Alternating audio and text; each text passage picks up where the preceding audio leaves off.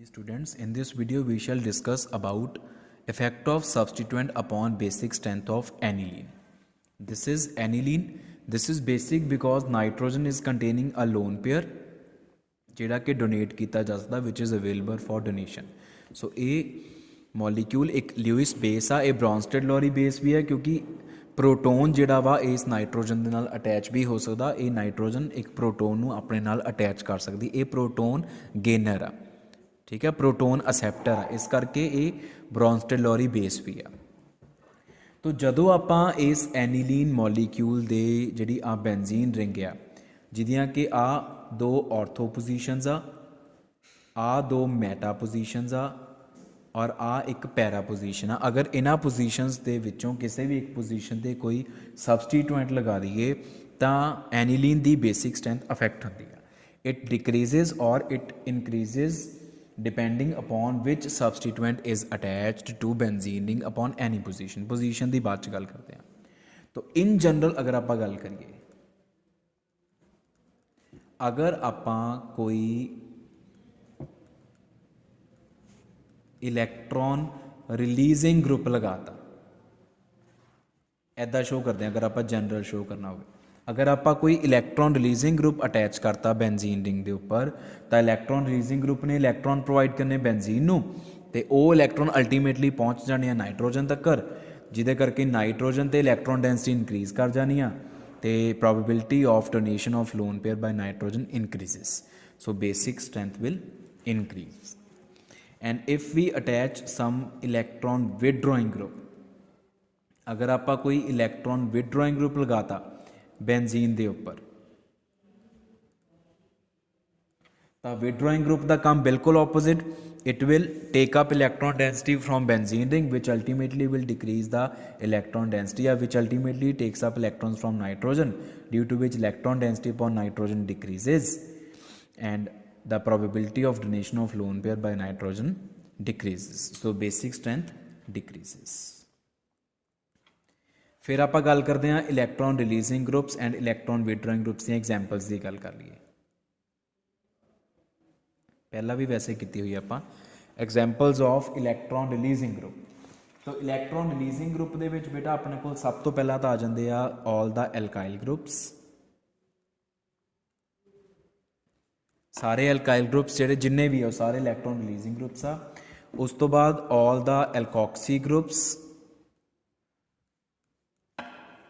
then hydroxy group या hydroxyl group and NH2 group itself is जिन्हों आप amino group कह देने हैं, एक खुद भी एक इलैक्ट्रॉन रिलीजिंग ग्रुप आ। जे आप इन्हां तिन्नां दी गल करिए, इन्हां तिन्नां दा इलैक्ट्रॉन रिलीजिंग नेचर है because of plus R effect.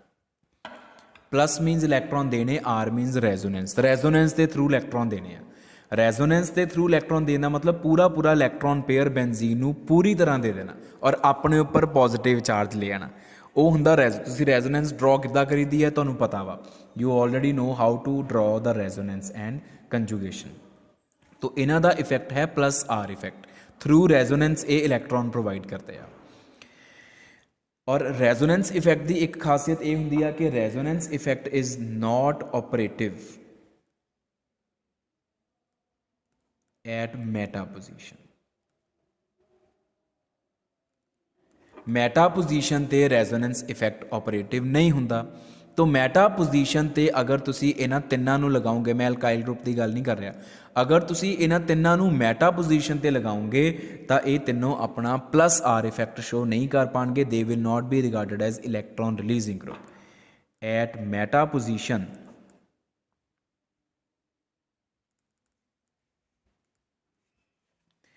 These three are not the electron releasing groups, rather they are electron withdrawing groups because of their minus I effect। Meta position ते रेजोनेंस तो हुंदी नहीं, तो resonance effect भी show नहीं करना। तो और इन्हां दा इलैक्ट्रॉन रिलीजिंग नेचर हैगा रेजोनेंस इफेक्ट करके। तो रेजोनेंस इफेक्ट तो शो होना नहीं, फिर किहड़ा इफेक्ट शो होना, फिर इंडक्टिव इफेक्ट शो हो जाना। और इंडक्टिव इफेक्ट हैगा इन्हां दा minus I effect, minus electron withdraw करना, गेन करना। हुण आपां गल करते हैं इलैक्ट्रॉन विदड्रॉइंग ग्रुप्स दी एग्जाम्पल्स दी। तो इलैक्ट्रॉन विदड्रॉइंग ग्रुप दी एग्जाम्पल्स है साडे कोल CN साइनो ग्रुप, ठीक है, nitro group, then next is SO3H sulphonic acid group, या सल्फोनाइल ग्रुप भी कह सकते हैं आप। फिर है C double bond O carbonyl group, and next is X halogens. हुण इन्हां पंजां दे विचों जिहड़े आ वाले 4 ग्रुप्स आ, ये इलैक्ट्रॉन विदड्रॉइंग हैगे because of minus R effect. ये माइनस आर इफेक्ट वाले आ, which is not operative at meta position. Not operative कह सकते हो या लीस्ट ऑपरेटिव कह सकते हो, नॉट ऑपरेटिव और least operative.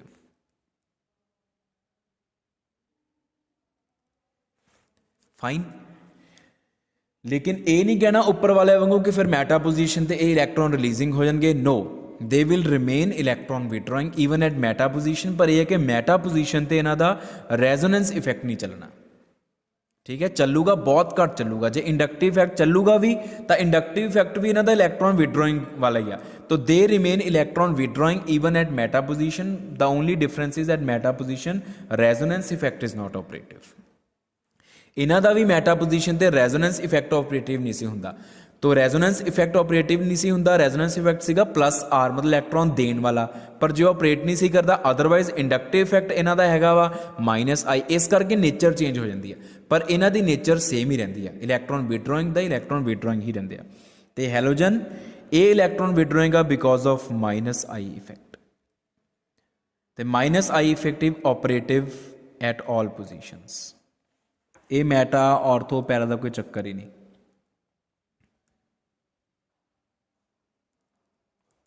It is operative at all positions. तो electron withdrawing groups, all electron withdrawing groups remain electron withdrawing even at meta position, but electron releasing groups जो आ वाले 3 eight meta position become electron withdrawing. ये ध्यान नाल हुण video आ गई तुहाडे कोल, जदों मर्जी तुसीं इस चीज़ नूं देख सकते हो। हुण आ चीज़ भी होगी कि इलैक्ट्रॉन रिलीजिंग ग्रुप तुसीं लगाओगे एनीलीन दे बेंजीन दे किसी भी पोजीशन के उपर, तो रिलीजिंग ग्रुप लगाओगे तो बेसिसिटी या बेसिक स्ट्रेंथ इंक्रीज करेगी, विदड्रॉइंग ग्रुप लगाओगे तो बेसिक स्ट्रेंथ डिक्रीज करेगी, ठीक है। एक ये होर चीज़ मैंशन करनी, वो है ऑर्थो इफेक्ट। ये आप पहला भी पढ़िया होया। ऑर्थो इफेक्ट किद्दां याद करना कि तुसी कोई भी सबस्टेंट लगा दो, whether electron releasing or electron withdrawing, if it is attached at ortho position, it will definitely decrease the basic strength of aniline. एक कार्बोक्सिलिक एसिड दे विच भी पढ़िया सी बेंजोइक एसिड दे विच कि बेंजोइक एसिड दे विच अगर ऑर्थो पोजीशन ते कोई भी सबस्टेंट लगाओगे तो वो एसिडिक स्ट्रेंथ नू हमेशा इनक्रीज करेगा। तो एनीलीन की बेसिक स्ट्रेंथ की गल हो रही है, तो ऑर्थो पोजीशन ते लग्या सबस्टिट्यूएंट एनीलीन की बेसिक स्ट्रेंथ नू हमेशा डिक्रीज करेगा। ये पिछे कोई वैल डिफाइंड या वैल प्रूवड कोई लॉजिक या रीजन नहीं है।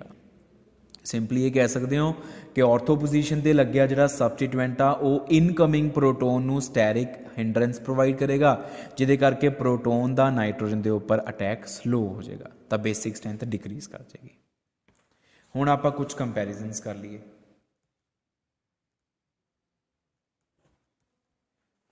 जिद्दां कि फस्ट है साडे कोल एनीलीन एंड उहदे नाल है ऑर्थोमिथाइल एनीलीन।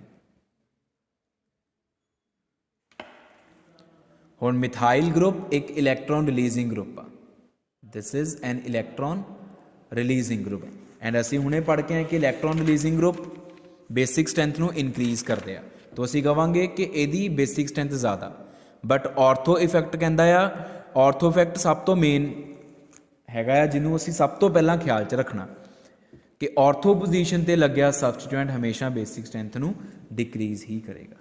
आ चीज़ आएगी। फिर नैक्सट अपने को आ जाता वा एनीलीन और नाल आपां मैटा पोजीशन ते लगाता मिथॉक्सी ग्रुप। हुण methoxy group otherwise electron releasing group आ because of its plus R effect. It is electron releasing group पर प्लस आर इफैक्ट मैटा ते ऑपरेटिव नहीं होंगे, इस करके at meta position minus I effect करके methoxy group is electron withdrawing group. तो electron withdrawing group हमेशा basic strength नूं डिक्रीज करते हैं। ठीक है, तो लिख लो तुसी माइनस आई इफैक्ट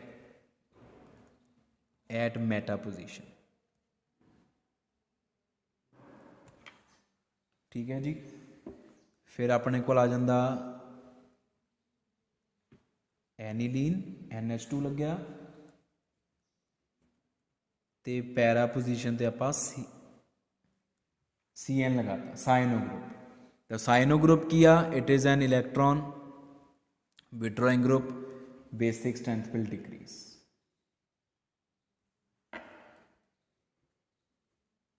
फिर अपने को आ गया मेटाक्लोरोएनिलीन एंड पैराक्लोरोएनिलीन। मेटाक्लोरोएनिलीन पैराक्लोरोएनिलीन। उन chloro group is Cl is electron withdrawing because of minus I effect जिहड़ा कि ऑपरेटिव हुंदा सारे पोजीशनस ते। तो इत्थे भी क्लोरीन इलैक्ट्रॉन विड्रॉइंग आ, इत्थे भी इलैक्ट्रॉन विड्रॉइंग आ, और किहड़े इफैक्ट नाल? इंडक्टिव इफैक्ट दे नाल।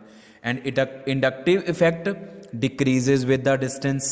हुण इलैक्ट्रॉन विड्रॉइंग ग्रुप का काम हैगा बेसिक स्ट्रेंथ नूं डिक्रीज करना। Cl being electron withdrawing group because of it's minus I effect it will decrease the basic strength of aniline. But since inductive effect decreases with the distance, so electron withdrawing nature of chlorine at meta position will be more prominent या more dominant as compared to at para position, because meta position is nearer to NH2 group as compared to para position. meta position ते chlorine दी electron withdrawing effect stronger होनी है as compared to at para, क्योंकि inductive effect distance ਵਧਣ ਦੇ ਨਾਲ ਘਟਦਾ ਆ।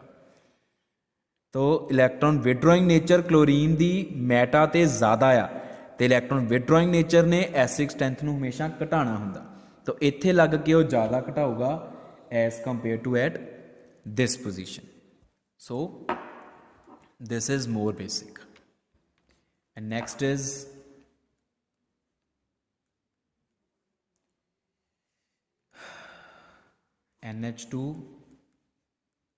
NH2 दोनों एनिलीन आ। इहदे विच असीं पैरा पोजीशन ते मिथाइल ग्रुप लगाया, इत्थे असीं मैटा पोजीशन ते मिथाइल ग्रुप लगाता। ठीक है जी। हुण जिहड़ा मिथाइल ग्रुप आ it is electron releasing group.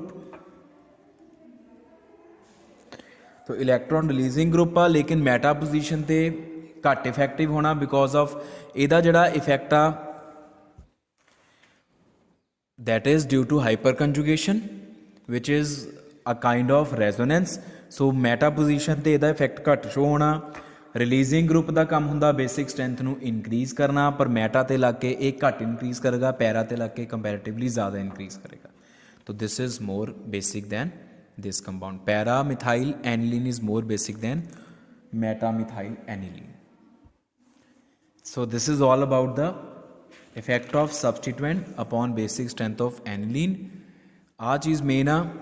Different types of groups, releasing groups and withdrawing groups, इन्हां दा ख्याल रखना भी और सारी चीज़ नूं माइंड च रखना।